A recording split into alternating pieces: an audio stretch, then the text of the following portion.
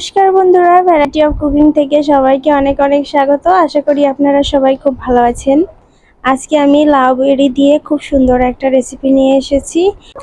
খুব সহজ এবং অল্প কয়েকটা উপকরণ দিয়ে আজকে রেসিপিটি তৈরি করব। তো বন্ধুরা চলুন দেরি না করে আজকে রেসিপিটি শুরু করি। তবে তার আগে অনুরোধ রইল ভিডিও পুরোটা দেখবার জন্য।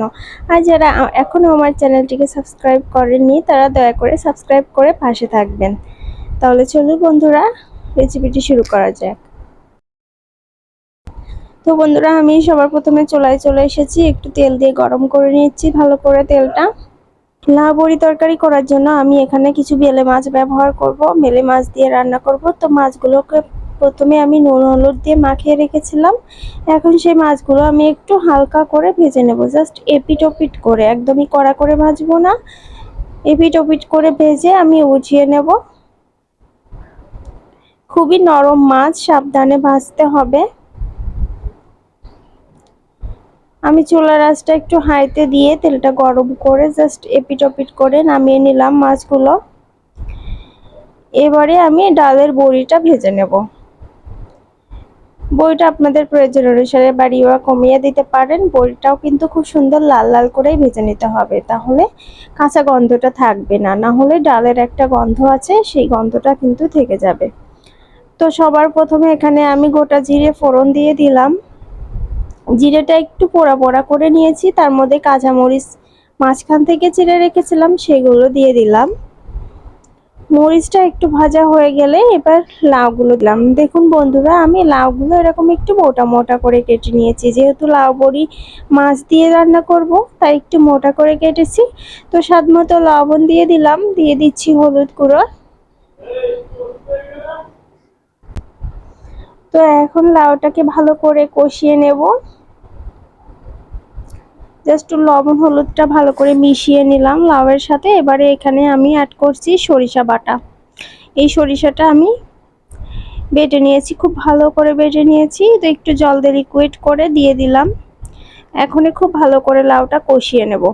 আর যে বড়িটা ভেজে রেখেছিলাম সেটা আমি একটু জলের মধ্যে দিয়ে রেখেছি এই বড়িটা, তাহলে একটু ভালো মতো সিদ্ধ হবে।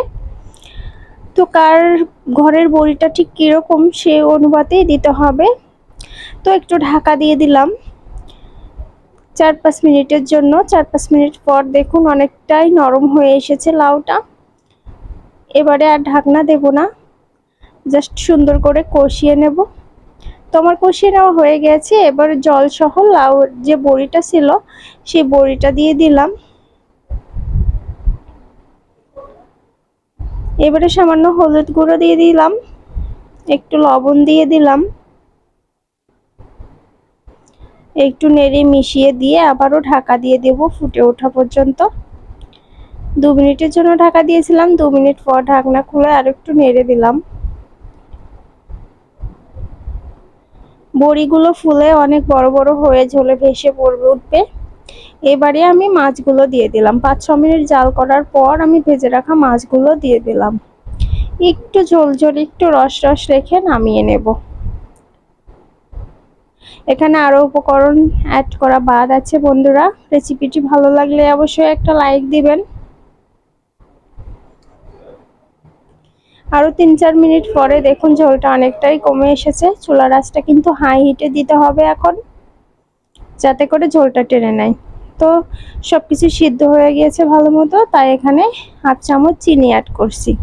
লাউয়ের সাথে চিনিটা অনেক পারফেক্টলি মিশে যায়, অনেক স্বাদ বাড়িয়ে দেয় লাউয়ের। তো বড়িটাও গলে গিয়েছে। আরো কিছুক্ষণ পর দেখুন ঝোলটা আর বেশি টানাবো না আমি। তো এখানে ভাজা জিরে গুঁড়ো অ্যাড করে দিলাম। এই জিরে গুঁড়োটা আমি ঘরে তৈরি করেছি। তো একটু নেড়ে মিশিয়ে দেব ভালো করে ঝোলের সাথে। জিরে গুঁড়োটা দেওয়াতে ফ্লেভারটা অনেক সুন্দর আসছে আর দারুণ একটা কালার এসেছে।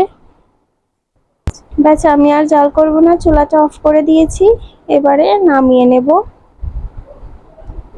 চুলার গরমে একটু ফুটছে, তো বন্দি হয়ে গেল বেলে মাছ লাউ বড়ি দিয়ে ঝোল। আশা করি রেসিপিটি আপনাদের কাছে খুব ভালো লেগেছে। এটা অনেক ইউনিক রেসিপি, বাড়িতে ট্রাই করবেন, সবার অনেক ভালো লাগবে, মজা লাগবে খেতে।